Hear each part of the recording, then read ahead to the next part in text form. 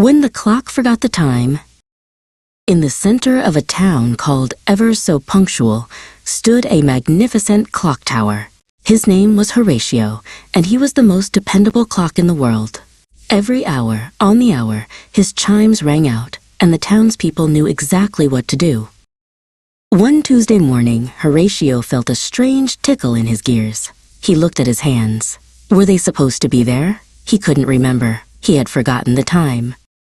The town of Ever So Punctual was suddenly ever so confused. The baker, who always woke up with the 4 o'clock chime, slept right through the sunrise.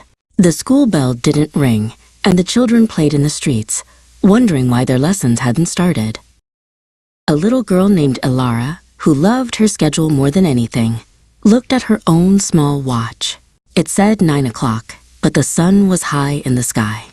She looked up at Horatio, who was silent. "What's wrong, Horatio?" she whispered. Elara decided she had to help. She ran to the base of the clock tower and began to climb the winding stone stairs. Up and up she went, her heart beating like a tiny drum.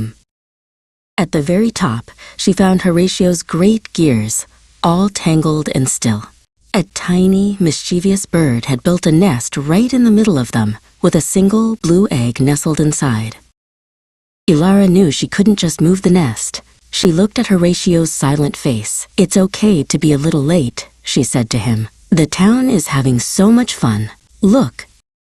Below, the townspeople were having an impromptu picnic in the square. The baker was sharing his still warm bread, and the children were playing a game of tag that had no end. For the first time, they were living by the sun, not the clock. Elara sat down beside the nest. She decided she would wait. The town could live without the clock for a little while. She listened to the quiet, and for the first time she heard the birds singing, not just the chimes. A few days later, the egg hatched, and the tiny bird flew away. Elara gently untangled the gears, and Horatio's pendulum began to swing. The chimes rang out, but this time, the townspeople smiled. They had learned that while a clock can keep the time, a little bit of forgotten time can be a wonderful thing too.